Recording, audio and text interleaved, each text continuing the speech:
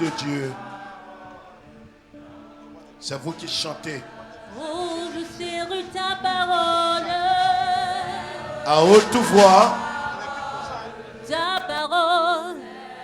Sans aucun instrument. Qu'en vérité nous sommes les instruments. Ta parole dans mon. Afin de ne pas pécher.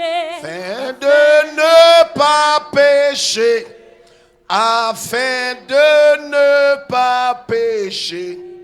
Afin de ne pas pécher contre. Levons les mains peu. Prions le Seigneur ensemble ce matin. Bénissons le Seigneur. Dieu qui nous fait la grâce d'être vivants ce matin. Et qui nous donne l'opportunité d'être en sa présence et d'entendre sa voix. Seigneur, que je diminue, que toi seul sois élevé. Parle à nos cœurs et enseigne-nous ce matin. Enseigne-nous ce matin, Seigneur. Que je sois réduit, que toi seul sois élevé, Seigneur. Merci pour ta présence, Seigneur notre Dieu. Merci pour les cœurs que tu ouvres par le Saint-Esprit. À toi seul toute la gloire. À toi seul toute la gloire, Seigneur. Merci Jésus. Merci Seigneur. Merci. Parce qu'il vit, je n'ai rien à craindre. Nous le savons. Je voudrais que ce matin, ton cœur soit dégagé de tout. Ce que tu vois comme un échec est un semblant d'échec. Je pensais que quelqu'un m'avait entendu avec l'Esprit de Dieu. J'ai dit ce que tu vois comme un échec est une victoire de l'Éternel. Je voudrais que ce matin le Saint-Esprit parle à ton cœur. Tu n'achèveras pas la course dans la confusion des hommes. Mais l'Éternel Dieu qui t'a gardé, et ce matin cette parole s'adresse à quelqu'un. Le Saint-Esprit qui t'a gardé, le Saint-Esprit qui t'a préservé, qui t'a sauvé, l'Esprit te gardera, te guidera, et tu ne resteras pas dans la confusion. Parce que le Seigneur l'Éternel envoie son esprit pour te conduire. Ils te feront la guerre. Il n'a pas dit qu'ils ne te feront pas la guerre. Ils te feront la guerre, mais ils ne te vaincront point. Tu marcheras, tu traverseras le feu, mais le feu ne te brûlera pas. Tu traverseras les eaux, mais les eaux ne t'emporteront pas.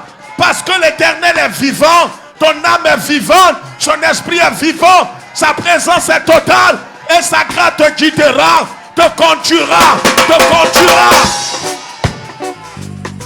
Parce que l'Éternel est vivant, parce qu'il vit, je n'ai rien à craindre.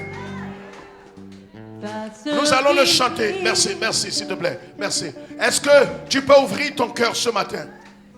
Est-ce que tu peux ouvrir ton cœur ce matin? Le Saint-Esprit est parmi nous. L'onction du Saint-Esprit est là ce matin. Et j'ose croire que tu seras sous la coupole du Saint-Esprit ce matin. Sa présence est totale ce matin.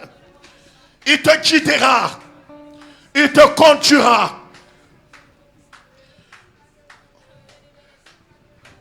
Si seulement tu peux ouvrir ton cœur, tu vas voir que les choses vont changer autour de toi.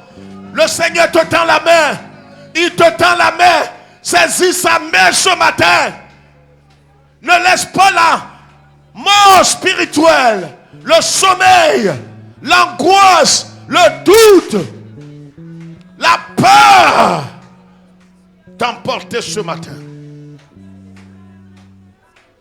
Parce qu'il vit sans les instruments. Je n'ai rien à craindre.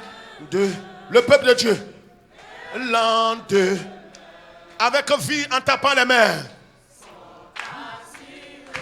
Est-ce que quelqu'un peut chanter de tout son cœur ce matin?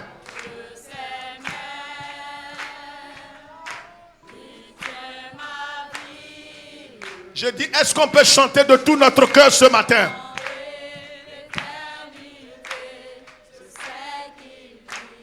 Parce qu'il vit. Parce qu'il vit, nous chantons. Est-ce que toute la foule peut chanter? Ensemble maintenant. Il tient ma vie pour ce temps et l'éternité. Je sais qu'il. Est-ce qu'on peut taper la main plus fort? À ce qu'il vit, je n'ai rien à craindre. Et lendemain sont assurés. Est-ce qu'on peut être heureux? Ce qu'il vit, ma vie pour ce temps et l'éternité. Je sais que plus fort que ça.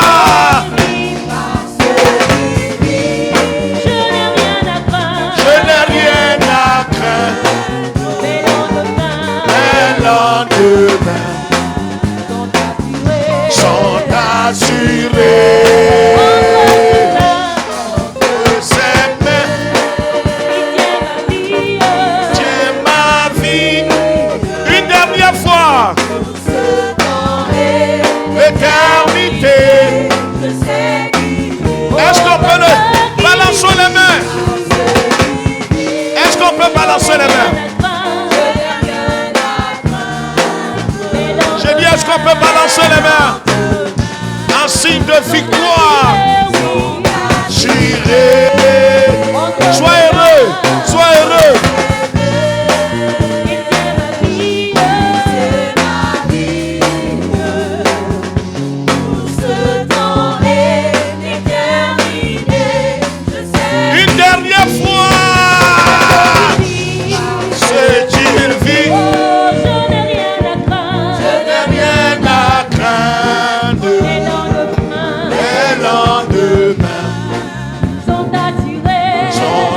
Assuré entre tes mains, tiens ma vie pour ce temps et l'éternité. Je sais qu'il vit.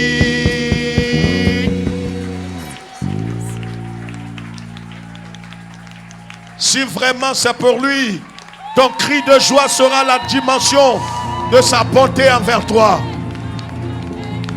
Je dis, si c'est pour lui, tu peux faire mieux.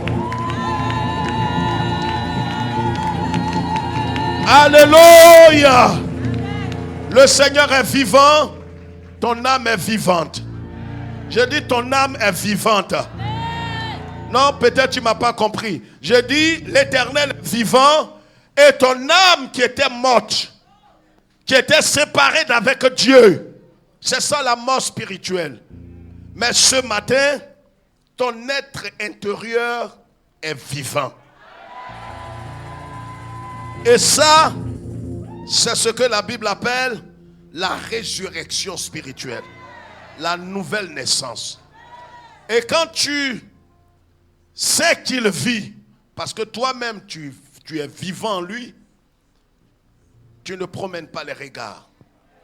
Parce que tu sais qu'il vit, tu as la certitude qu'il vit et que toi aussi tu vis. Et si tu vis, c'est que tes pas sont guidés par celui qui vit en toi. Amen. Alors je voudrais que ton amour pour le Seigneur et ton adoration soient à la dimension de l'œuvre qu'il a accomplie. Et je voudrais que nous puissions l'acclamer comme il se doit ce matin.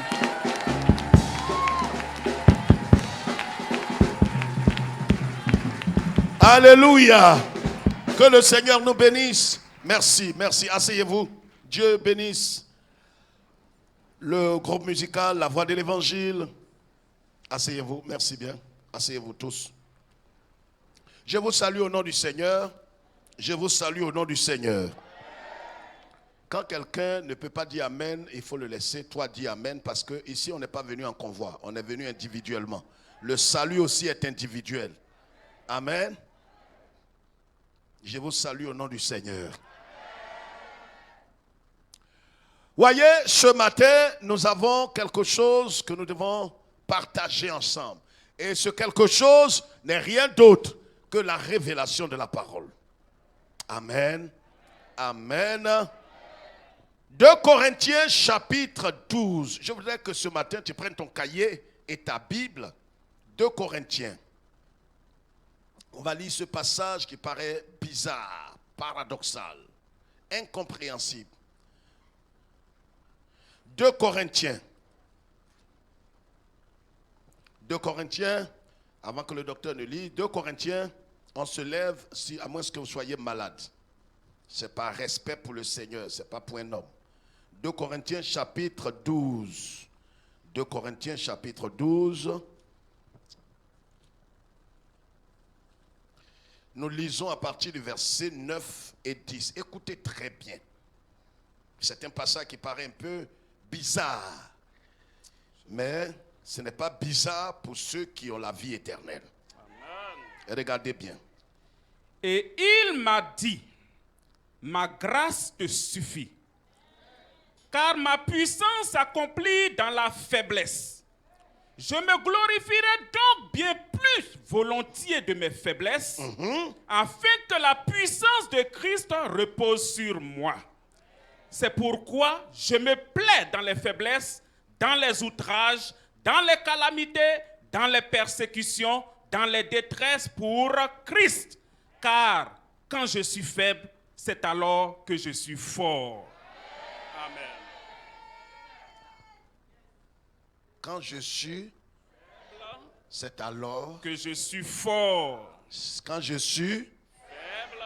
Quand je suis quoi? Faible, c'est alors que je suis fort. On peut répéter ça ensemble? Quand je suis faible, je suis quoi? Quand je suis quoi? Faible. On le dit ensemble. Quand je suis faible, dis-le avec certitude. Voyez, je vais essayer par l'Esprit de Dieu de renverser une tendance dans ta mentalité ce matin. Parce que le chemin sur lequel nous nous tenons est le chemin étroit. Et le chemin est le chemin de la croix. Et je vais te faire comprendre ce matin par la pure grâce de Dieu que les principes de victoire du monde sont différents des principes de victoire en Jésus-Christ. Les principes de victoire dans le monde, il faut être fort, il faut être vigoureux, il faut être puissant. Et c'est ce qui a trompé plus d'une personne. Or, en Christ, le principe de victoire est totalement incompréhensible. Ça paraît folie. C'est quand je suis faible, c'est alors, asseyez-vous.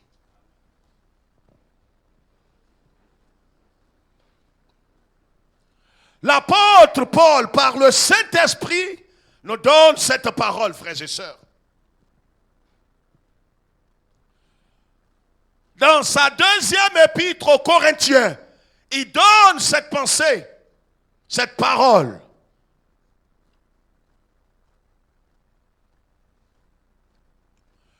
Paul, à un certain moment, éprouvait une certaine sensation dans son corps.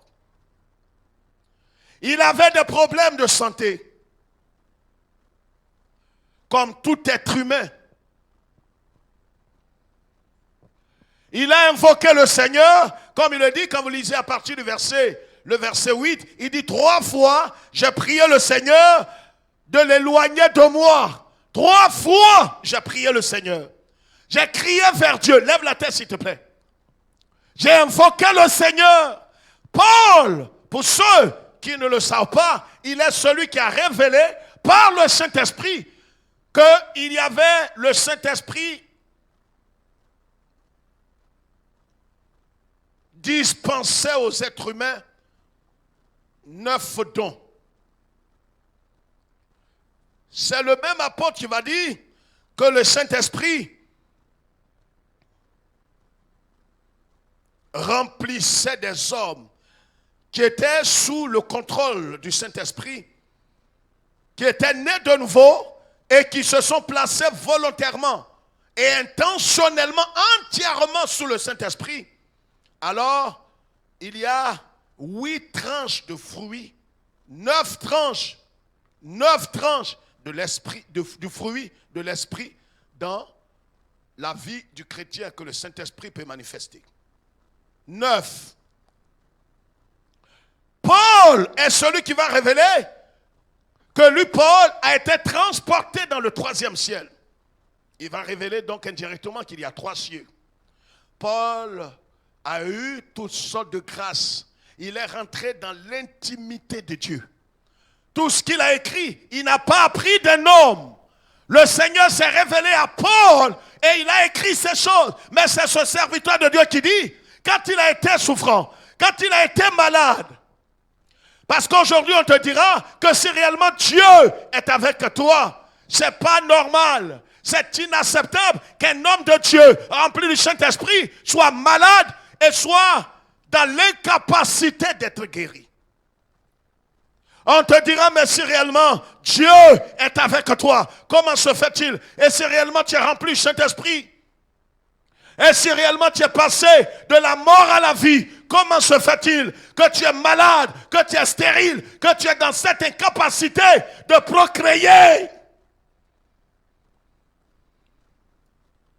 C'est quand je suis faible, quand je suis à terre, quand je suis down,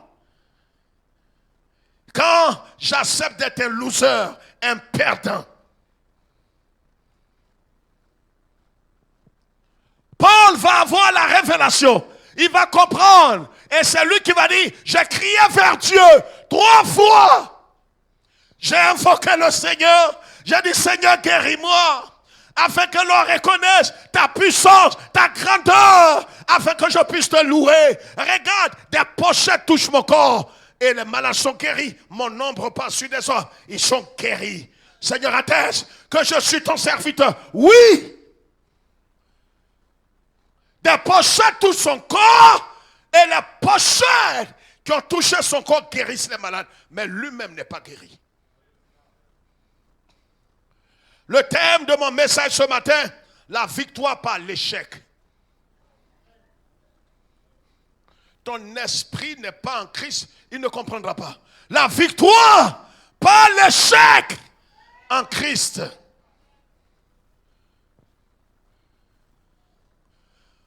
La victoire passera par l'échec.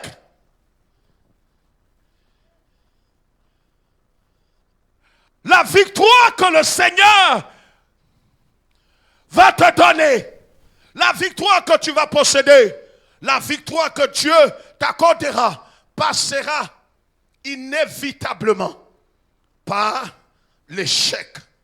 Afin, voyez quand vous voyez un homme aujourd'hui qui dit, voyez, c'est vrai que aujourd'hui tout le monde a ceci ou cela, mais il faut reconnaître que moi-même, j'ai une certaine capacité depuis ma naissance, vous voyez, j'ai une certaine intelligence. Vous voyez, quand on nous a mis à l'école, j'étudiais beaucoup, et ça c'est vrai. Mais le problème est que tu es inintelligent. La parole de Dieu déclare qu'il n'y a point de sage devant Dieu, il n'y a point d'intelligent devant Dieu. Car en vérité, il prend les choses folles, des choses inintelligentes, des choses qui sont à terre, la boue, pour les faire asseoir à la table des rois. Afin que ce... Oh, est-ce que quelqu'un est en train de comprendre la parole de Dieu? C'est pourquoi vous voyez quand quelqu'un se frappe la poitrine, c'est un ignorant, un égaré, un inintelligent. Un homme qui est passé par la victoire de Christ, il ne se frappera jamais, jamais, ni intérieurement, ni extérieurement. Il ne démontrera jamais qu'il a eu cette victoire par sa force, par son intelligence, par sa capacité, ni par sa spiritualité. Il dira, ne le faites pas. Je suis ce que je suis. Ce n'est pas sa bouche qui le dira simplement. Parce que la bouche peut parler, mais le cœur est loin du Seigneur. Paul a crié vers Dieu. Il est allé une première fois. Il s'est agenouillé certainement. Il a dit, Seigneur, je t'en supplie, afin que les gens ne doutent pas de la capacité de Dieu dans ma vie. Seigneur, regarde, j'ai des visions, j'ai des prophéties. Seigneur, regarde par les paroles de sagesse, le don de parole de connaissance, le don de miracle, le don de foi. J'ai manifesté tout ça parmi les Corinthiens. Au point où les gens me touchent avec des pochettes et sont guéris. Seigneur, guéris-moi. Il est allé, il est revenu une seconde fois, il a crié vers Dieu. Il est venu une troisième fois. À la troisième fois, le Seigneur lui a dit, Paul, écoute-moi. Ma grâce te suffit. Ma grâce te suffit. Dieu, il sait où il te conduit. La victoire en Christ passe pas par les principes humains. La victoire en Christ ne passera jamais par les principes humains, les principes universels. C'est pourquoi quand le Seigneur veut faire son choix, il dit venez tous. Et quand les gens viennent devant sa présence, regarde. On lui présente très souvent ceux qui sont les plus intelligents, les cerveaux, les illuminés. C'est ce qui est arrivé dans la maison d'Isaïe. Quand le prophète Samuel est parti là, et que Samuel a dit au père de David, Isaïe, Dieu l'Éternel, le Dieu d'Abraham, d'Isaac et de Jacob, m'envoie dans ta maison, car le roi qu'il s'est choisi est dans ta demeure.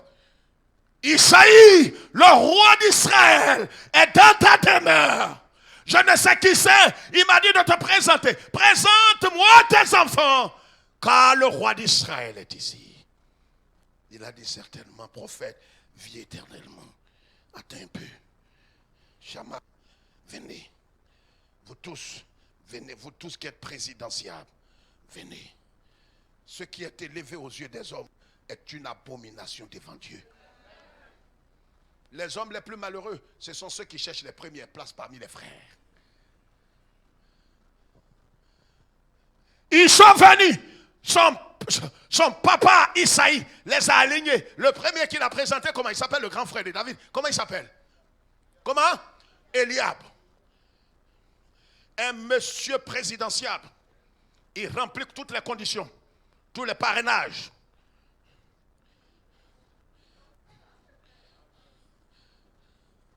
Il a déposé ses millions. La parole de Dieu déclare. Le prophète l'a regardé dans ses yeux, de la tête jusqu'à la plante des pieds. Quand il a regardé, il a senti. Ouais, le prophète, c'est un être humain. Il a regardé. Il s'est penché du côté de la chair. Et il a dit certainement que c'est le roi. C'est le roi d'Israël. Il a dit, il va prendre l'huile pour verser sur la tête. Quand bon Dieu, le Dieu des esprits, lui a dit, Samuel, c'est pas lui. Il a tout. Il a les parrainages. Il a déposé les 50 millions. Il a tout. Mais c'est pas lui. Je parle dans la Bible. N'est pas l'esprit tordu.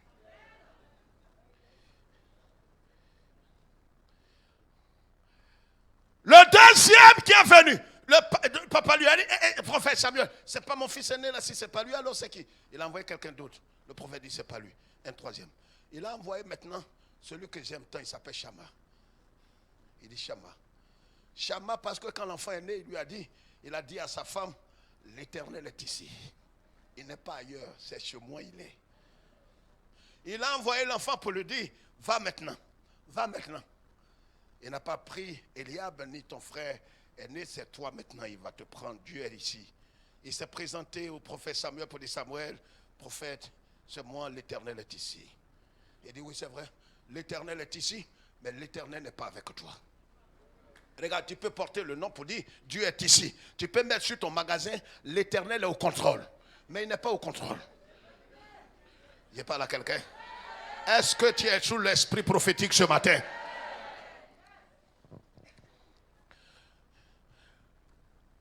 Il a présent, Isaïe a présent. Vous savez, la victoire du Seigneur dans ta vie viendra par quelque chose de déshonorant. C'est pourquoi ça ne frappera pas les yeux. Quand le miracle de Dieu va pointer le nez dans ta maison, tu ne sauras pas. Tu risques, regarde, ton fiancé, quand il va, tu risques de cracher sur lui. Il ne ressemble pas à ton fiancé. Oh, c'est ton fiancé. Parce que Dieu va agir par le principe de l'échec. On présente, ils sont allés chercher David le berger. Et il leur a dit, Isaïe, s'il te plaît, tu n'as aucun autre enfant ici. Il dit, si, certainement. Tu vois, j'ai 8 enfants. Et tu vois, le 8e, c'est un morveux, c'est un enfant. Tu vois, et il n'est pas éligible. Il n'a pas tous les parrainages. Il est disqualifié. Son dossier est irrécevable. Oh, c'est le choix. Ils sont allés le chercher derrière les moutons. Il n'a pas eu le temps de se laver, de se parfumer. Je parle et le propriétaire de cette parole est là. Je dis, tais-toi quand ce n'est pas de toi on parle. Je dis, il n'a pas eu le temps de se préparer selon les hommes. Regarde, tu vas mettre les fossiles, fausses fesses, faux seins.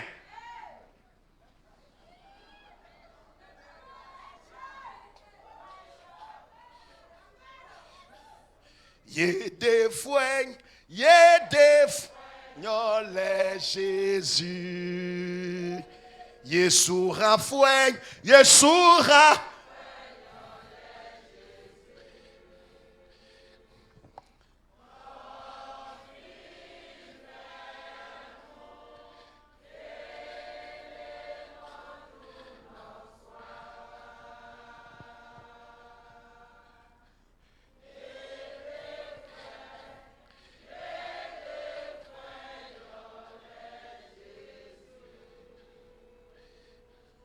La parole de Dieu déclare: ce qui frappe les yeux n'est pas ce que l'Éternel a gré. David est venu et tous le regardaient méchamment. Ils ne veulent pas que le choix de Dieu se porte sur lui. Regarde, tu n'as pas été programmé, mais ce qui n'a pas été programmé est programmé par l'Éternel. Regarde, tu n'es pas dans leur programme, mais ils ne savent pas que l'Éternel, avant la fondation du monde, il t'avait programmé. Est-ce que quelqu'un m'entend? J'ai dit, il t'avait programmé. Et il te voit mourir par balle. Il te voit mourir par noyade. Pendant que l'Éternel te voit 95 ans.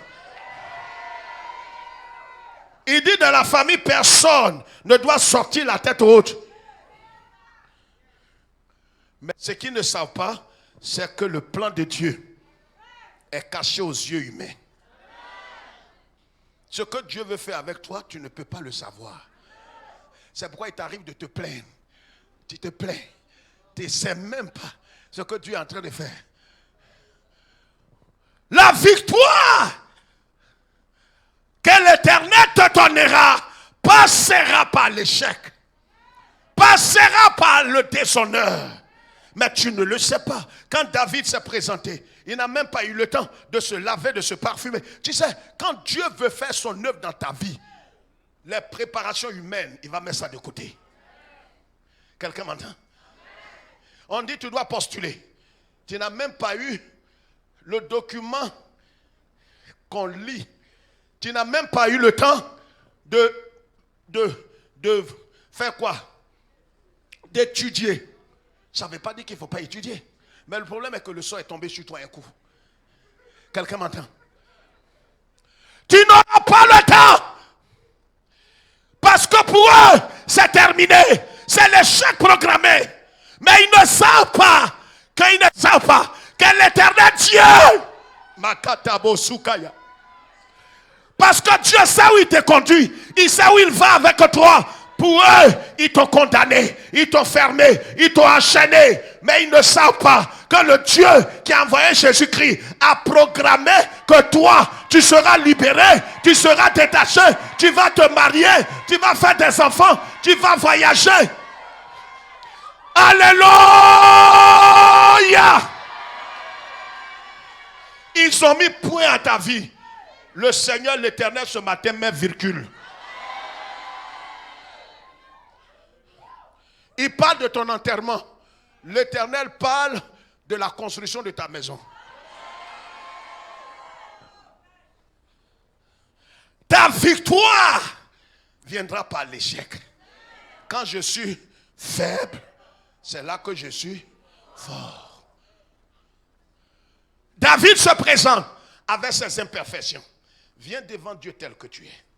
Tu ne partiras pas tel que tu es venu. Ne cache rien. Viens avec tes... Tu vois quand un garçon t'aime, tu n'as pas besoin de mettre fausses fesses.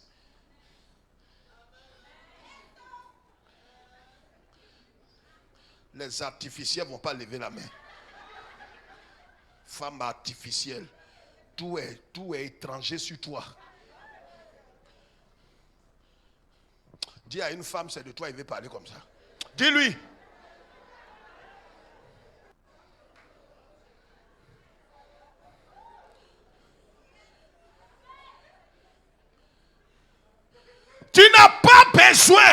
Tu n'as pas besoin de ces artifices pour que l'homme puisse t'aimer. Amen. Moi, le jour où j'ai vu ma femme, attendez, hein. Après, elle même m'a demandé, j'ai dit, chérie, ça c'est des années plus tard, c'est quoi qui t'a plu? En train de balayer le temple. T'as une robe rouge.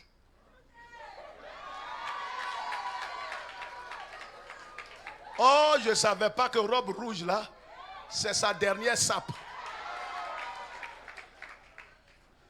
Vous savez, il y a des gens qui aiment s'habiller comme des chiffonniers pour venir servir dans le temple. Vous savez ça? Quand il dit viens balayer, c'est à notre tour de travailler. Elle va porter. C'est comme Yemaël laver le temple. Est-ce que j'ai besoin de m'habiller bien? Mais le problème est que tu viens dans la présence de l'Éternel.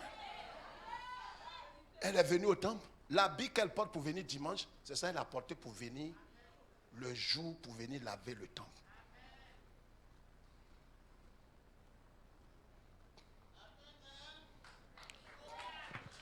Elle balaye le temple, elle fait tout. Je suis allé voir mon ami pasteur en plein midi. Et je dis à mon ami, quelle est cette jeune fille qui balaye? Il dit, toi tu es à l'église centrale, il y a trop de filles là-bas. Les Américains, les quoi et autres, tout ça étant. Alors fais attention, celle-là, c'est ma fille. Elle est une jeune fille qui aime le Seigneur. Elle s'est consacrée au Seigneur. Et donc, s'il te plaît, elle ne connaît pas d'homme. Elle n'a même pas encore eu vraiment temps. Il ne faut pas venir briser son cœur. Il a dit non, je vais l'épouser. Mon âme, attendez.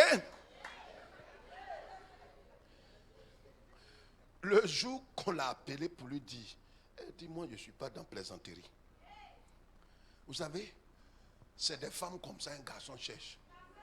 Pas des femmes, on ne t'a même pas appelé. Hein, on m'a appelé. Si tu as dit mon nom, tu suis de là. Est-ce qu'on a dit ton nom?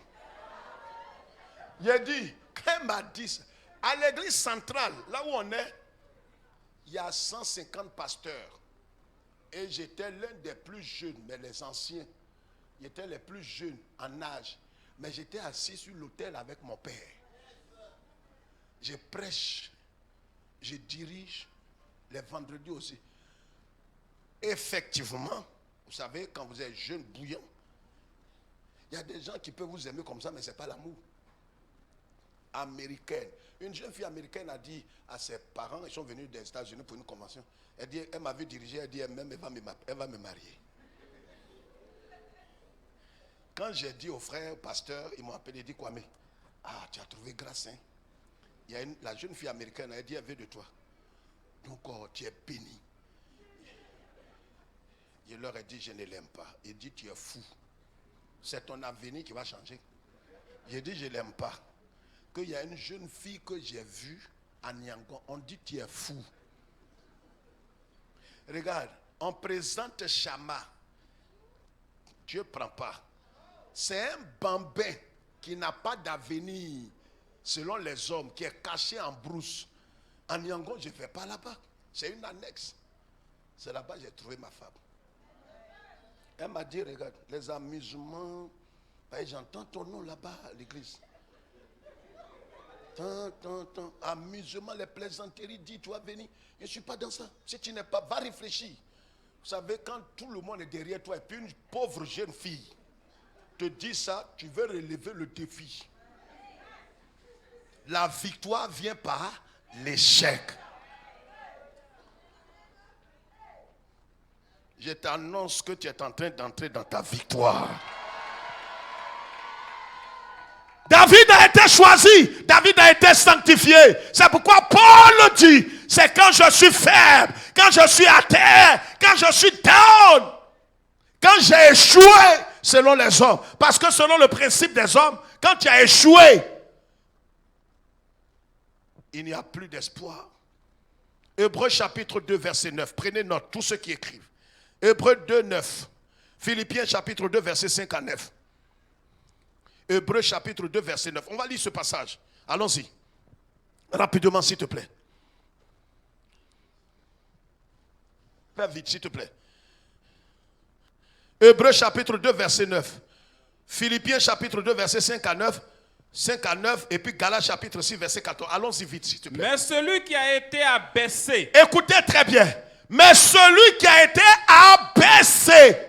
Pour un peu de temps. Pour peu de temps. Au-dessous des anges. Au-dessous des anges que lui-même il a créés. Frère, voici comment la victoire de Dieu vient dans la vie d'un homme. La victoire de Dieu ne vient pas par ta capacité, par ta force, par ton intelligence, par ta spiritualité. Mais la victoire de Dieu. La Bible dit quoi? Regardez. Levez la tête. Jésus. Oui. Nous le voyons couronné de gloire et d'honneur. À cause. Attends, il a été quoi? Couronné de gloire et de d'honneur. À cause de quoi? Attends, je vois. C'est parce qu'il est né glorieux. Non. Il a marché sur les eaux. Non. Oh, il a guéri les malades. Non. Voyez pourquoi les évangéliques sont à terre et les protestants, certains sont égarés. La vie, la victoire ne vient pas par la vie, mais vient par la mort. Amen.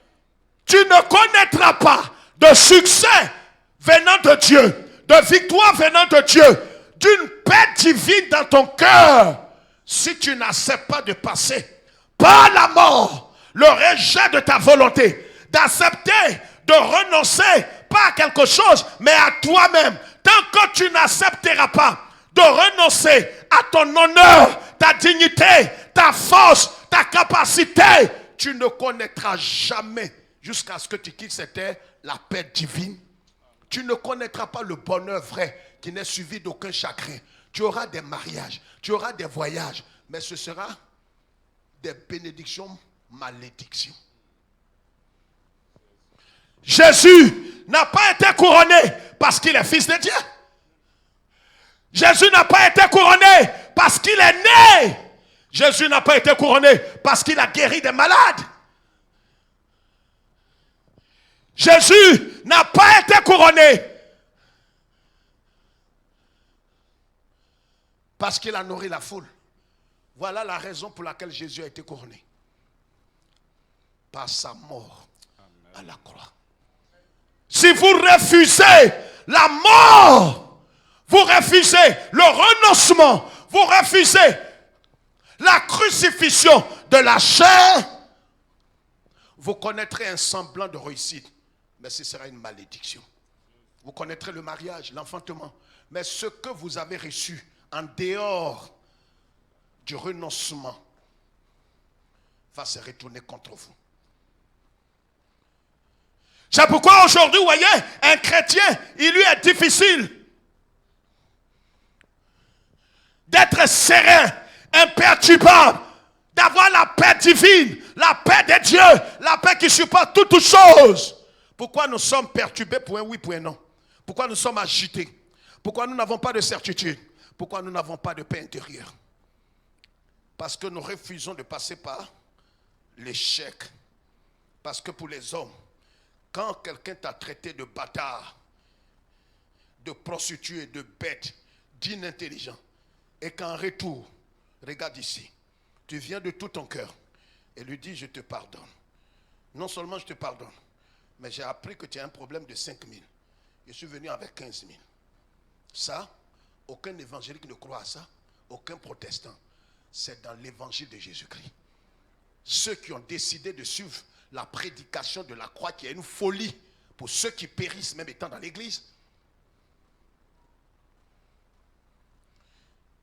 Dieu a tant aimé le monde qu'il a livré son fils unique comme sacrifice pour nous. Et pourtant, c'est nous qui l'avons offensé.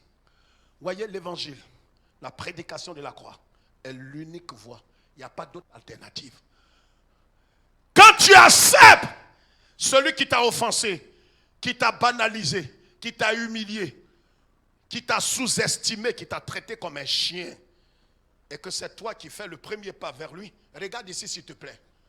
Ton entourage dira que tu es bête, tu es inintelligent. Tu n'as pas dit que tu avais raison, mais si tu avais raison, pourquoi c'est toi qui l'appelles? Pourquoi c'est toi qui vas vers lui? Si tu véritablement avais raison, reste là. Non, le message de la croix et ceux qui sont destinés à la vie éternelle et qui ont reçu l'évangile, le vrai, ils n'attendent pas que celui qui les a traités de chiens vienne vers lui.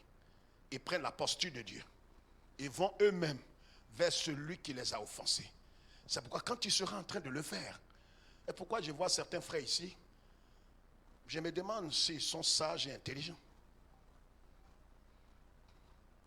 Quelqu'un t'a offensé jusqu'à ce jour, à cette heure. Tu n'as pas encore rétabli ta communion avec lui. Tu es ignoble.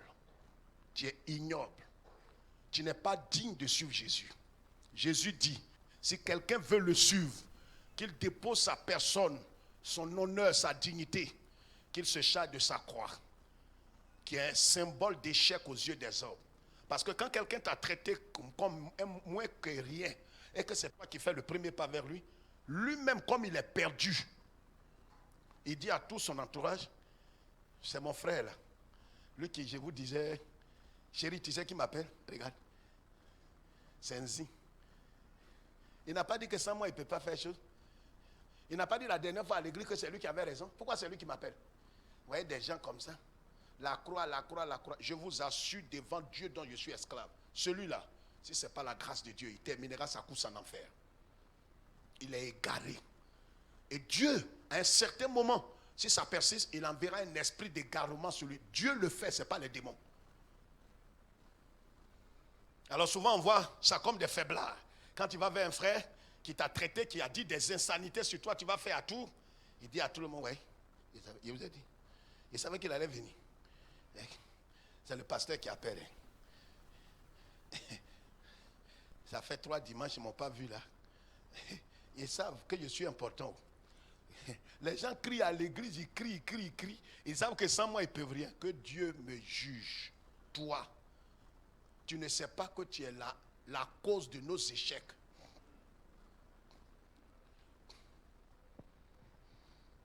On va vers toi, pas parce que tu as une valeur quelconque, mais à cause de la croix.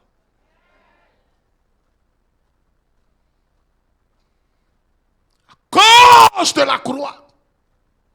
Ce n'est pas parce que tu étais important, mais parce que je dois accepter de mourir à mon honneur, à ma dignité, jeter mon titre ignoble de pasteur, aller vers toi. Mais ce que je suis en train de faire, le ciel ne laissera pas ça impuni. Le ciel te jugera.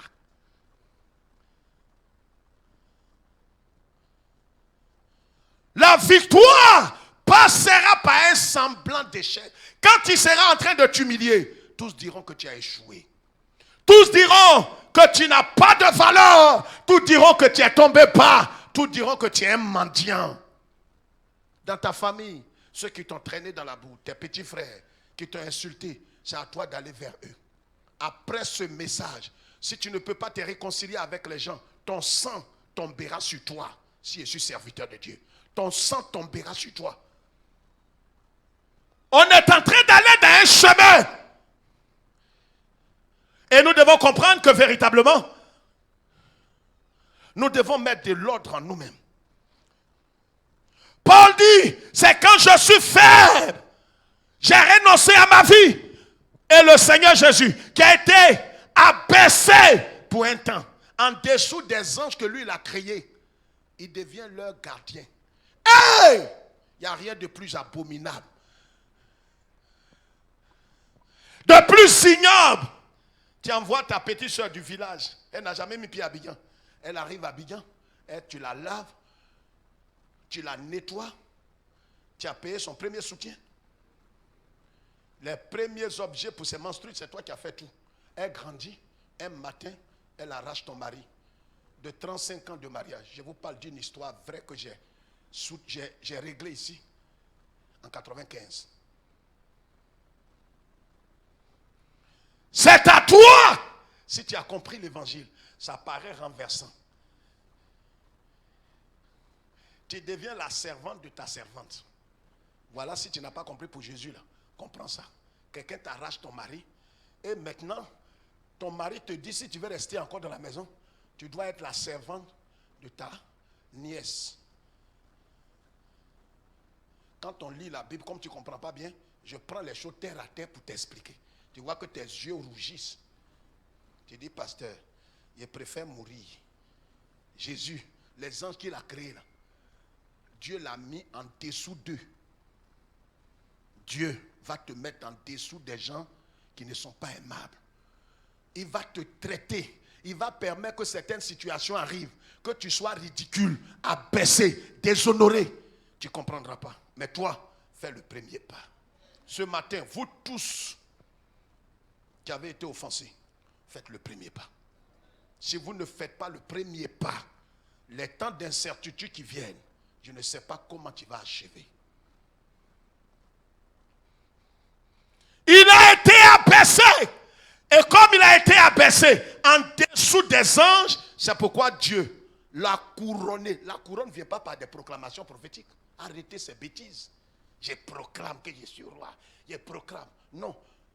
Tu vas être couronné quand tu vas accepter de mourir à toi.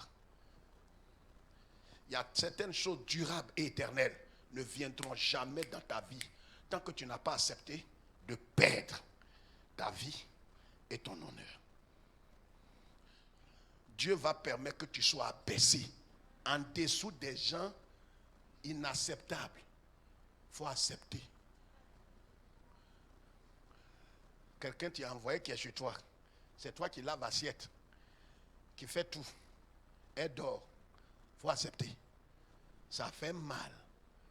Mais toi, au moins, tu n'as pas encore pris ton mari. Si elle prend ton mari, ce que tu dois faire, c'est d'aller maintenant, c'est toi. Le pouvoir change de main. Donc c'est à toi maintenant, tanti, ta nièce. Oui, Jésus a été déshabillé nu. Quand on chante la croix, là, on croit que c'est un jeu. C'est pourquoi on ne paye pas pour venir. Il y a un prix qu'on paye là. Inclinons-nous dans la prière. Je voudrais que ce matin, tu acceptes l'humiliation volontairement. Volontairement, tu acceptes l'humiliation. Accepte ça. Accepte le déshonneur. Peut-être dans ton service, dans ta propre famille, à l'église, dans ta maison, dans ton foyer. Jusqu'à ce jour, tu n'as pas accepté l'échec. L'échec dont je parle, c'est ce que les hommes voient comme échec. Mais ce n'est pas un échec. C'est un début de miracle. C'est un début de miracle. Quand Jésus était abaissé, Jésus était à la croix. Les mêmes ont dit, si véritablement tu es de Dieu et le Fils de Dieu et que tu as guéri vraiment des malades par la puissance de Dieu, descends de la croix et nous allons croire en toi. Ils vont te demander certaines choses qu'ils savent que tu ne pourras pas faire. Certains diront, mais si réellement tu es de Dieu, tu es marié, ça fait 17 ans, pourquoi tu n'as pas d'enfant? Si tu as un enfant, nous on va croire en Jésus. Tu vas dire quoi? Certains diront, mais si tu te maries, certains diront, si tu réussis, certains vont te poser des conditions. Humainement parlant, tu ne peux pas réussir à ce niveau. Remets-toi entre les mains du Seigneur. Quelqu'un t'a traité moins que rien. Oui, c'est le chemin qui semble un échec. Accepte d'aller pardonner, d'aller rencontrer la personne. Aujourd'hui, Dieu te donne l'opportunité de rencontrer tout ce que tu as évité dans ta famille, au service, à l'église. Tu sais que ton cœur a commencé à s'embobiner. Tu ne sens même plus la voix du Seigneur. Ce matin, le Saint-Esprit te donne l'occasion. Tu ne sais pas quand tu vas mourir. Tu ne sais pas quand tu vas quitter la terre. Ressaisis-toi avant qu'il ne soit trop tard. Prions le Seigneur. Prions le Seigneur.